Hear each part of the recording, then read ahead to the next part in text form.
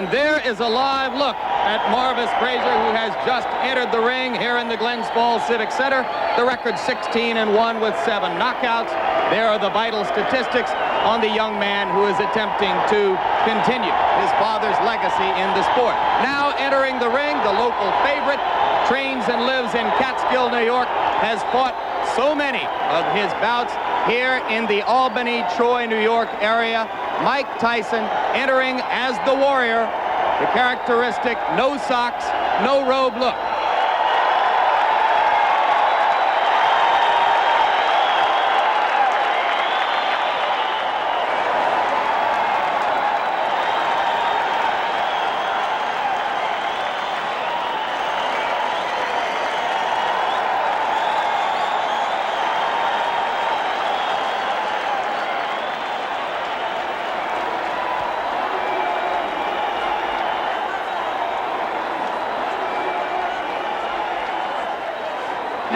Joined by our ABC Sports boxing expert, Alex Wallow.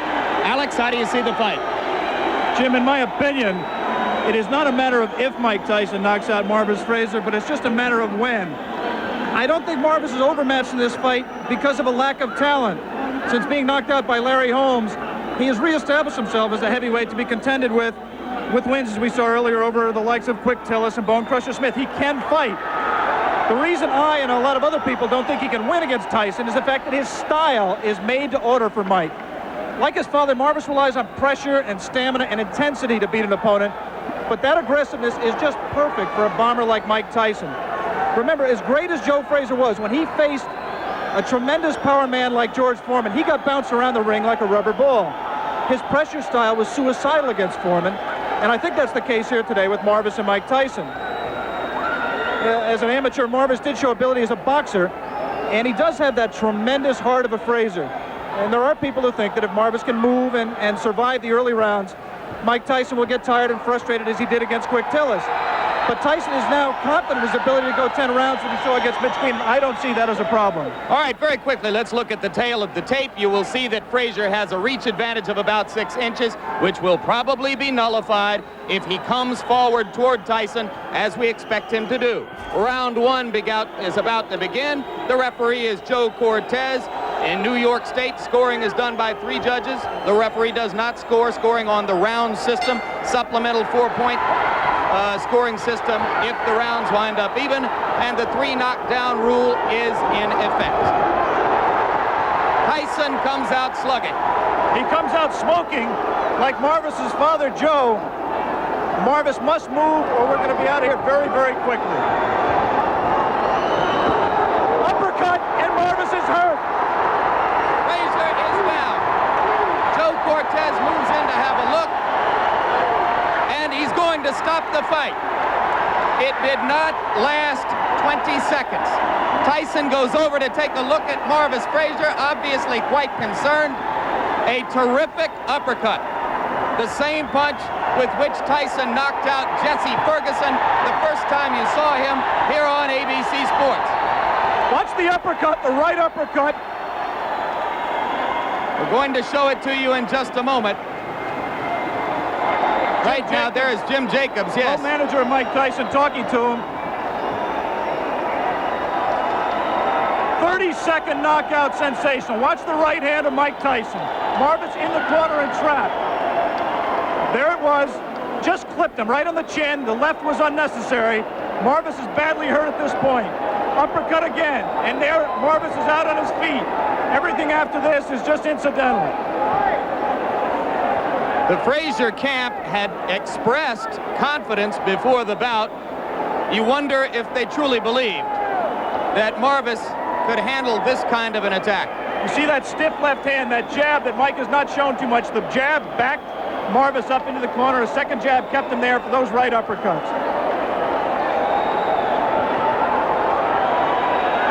There will continue to be skepticism in some quarters regarding Tyson's stamina, his ability to take a punch, his technique in the ring. But with each succeeding bout, any skepticism about his punching power has to evaporate.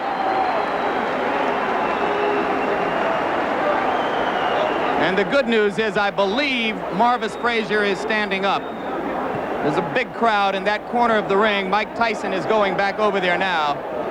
We'll take another look live at what is happening in the ring after you finish seeing this third replay of the very quick knockout.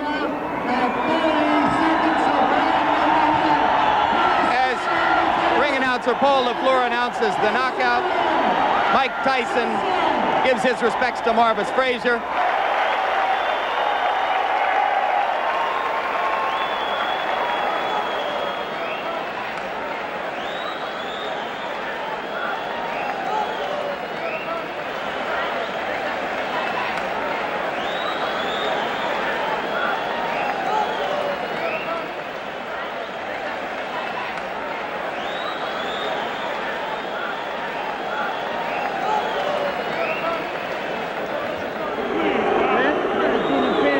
Michael, give me first your reaction to the fight.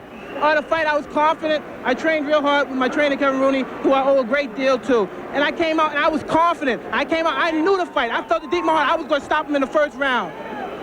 Did you know from watching tapes of him that you could hit him with the uppercut? No, that's my favorite punch. And I watched the time, and I knew from my trainer telling me, as he throws his punches, he bends down. And I knew that would be perfect for my uppercut. I planned on working the body more, but I saw the opportunity, and it looked too good to go away.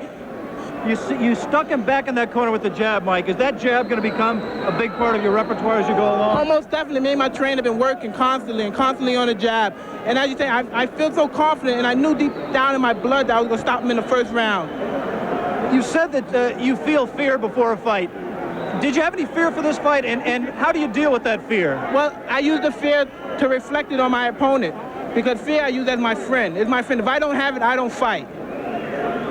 In your mind, if your managers Jim Jacobs and Bill Caton and your trainer Kevin Rooney came to you and said, Mike, we think you're ready for a title shot tomorrow, would you agree with them at this point? Most definitely. Anytime, if my manager and my trainers feel that I'm confident and they're willing to put me in the title and they're sure I could beat the champion, I'm sure I could beat them also. Of the three champions, who would you like to fight and why? I'd fight anybody my trainer put me in with, because I'm confident I could beat any fighter in the world. What do you think of the three champions? They're all good fighters, because you have to be a good fighter. You can't take nothing away from them to become the champion. But I'm confident, I'm ready, and I'm ready when my trainer tells me.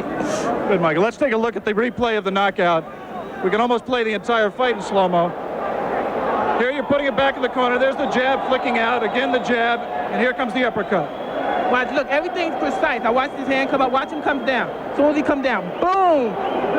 Look at that. Watch him come down. I knew he would come down. Get ready to say boom again, Michael. All right, boom. Look, and now look. Boom, come on. Boom, again. I'm going to hit him one more time. I like to hit him. Missed with that one, I would have killed. What can I say? What can I say? That's all she wrote. Missed with that one. Kevin Rooney, Mike Tyson's trainer. What do you go back in the gym when he gives such a perfect performance? How can you tell him he's got to improve? Well, I'm going to tell him that he could have went to the body a little bit more. You know, at 30 seconds, it's hard to get any criticism, but he could have worked the body a little bit more. Tremendous uppercut. He looked sensational, Kevin. Congratulations to you. Thank you very much. He's ready. He's ready to fight anybody in the world. Let me talk to Jim Jacobs, the co-manager of Mike Tyson. Jim, first of all, quickly, is a Larry Holmes fight in the works as Mike's fight later this year? Oh, most definitely. It's a fight that when we meet with Larry and his people, we're going to work out the terms and conditions. That will be Tuesday of this week? Well, in the middle of the week, we're going to meet with them, yes, and it's something that we will work out for the future. Absolutely. Congratulations on a sensational showing by your fighter. Oh, thanks Jim. very much. Now let's go back down to Jim Lampley at ringside. Alex, the second defeat of Marvis Frazier's career, both of them one-round knockouts, one at the hands of a man who was heavyweight champion at that time.